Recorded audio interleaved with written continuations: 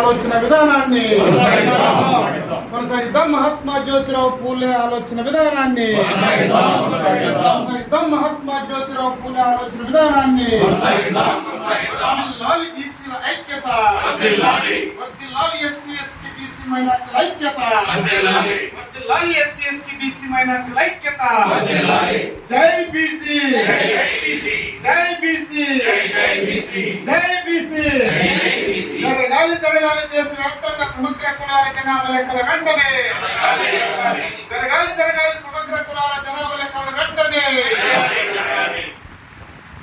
జై పూలే, జై పూలే, జై పూలే, జై పూలే, జై పూలే, జై పూలే. జ్యోతిరావు పూలే.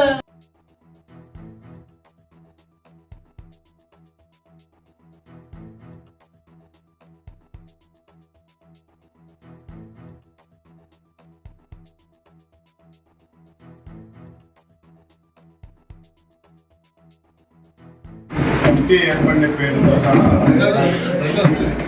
దయచేసి కమిటీ మెంబర్స్ అంతా ఉండండి. నాకు కొంచెం నంబర్లు ఇచ్చేయండి. కమిటీ పేర్లు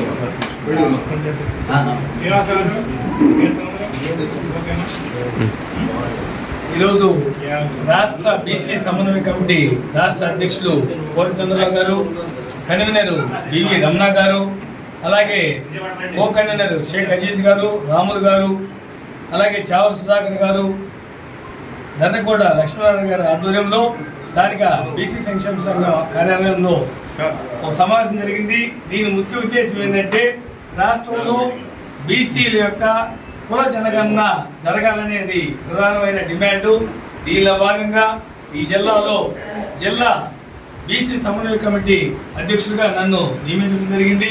వారు ఇచ్చిన బాధ్యతని మా టీం తోటి చిత్తశుద్ధితోటి పనిచేసి రాబోయే వారి యొక్క ఆదేశానుసారము ప్రతి ఒక్క జిల్లా కేంద్రంలో కూడా ధర్నాలు ఏర్పాటు చేసి ప్రభుత్వాన్ని గట్టిగా డిమాండ్ చేస్తాం. ముఖ్యంగా 139 కులాలు ఉన్న బీసీల యొక్క జనాభా ఎంత ఉందో తెలిస్తే ప్రధానంగా మనకున్న రిజర్వేషన్లు కానీ రాజకీయ అస్తిత్వం కోసం కానీ అన్నిటి కోసం కూడా కుల జనగణన అవసరం ఉంది. దీనిలో భాగంగా జాతీయ పార్టీ బీఎస్పీ పార్టీ పోతుంది. అలాగే కలిసి వచ్చే అన్ని పార్టీలు కూడా కలుపుకొని కుల జనగణన కోసం మేమంతా పోరాడతామని తెలియజేస్తున్నాం. ఈ బీసీ సమన్వయ కమిటీలో కన్వీనర్గా నాకు అవకాశం ఇచ్చిన పెద్దలు ధర్నకోట లక్ష్మీనారాయణ గారికి, అలాగే పూర్ణచంద్రరావు గారికి, రాష్ట్ర కమిటీ సభ్యులందరికీ నమస్కారాలు తెలియజేసుకుంటూ, ఇలాగే మా అధ్యక్షులైనటువంటి బొట్ల సుబ్బారావుతో మేము కలిసి ప్రయాణం చేస్తా, మా వంతు సహకారం మేము అందిస్తా.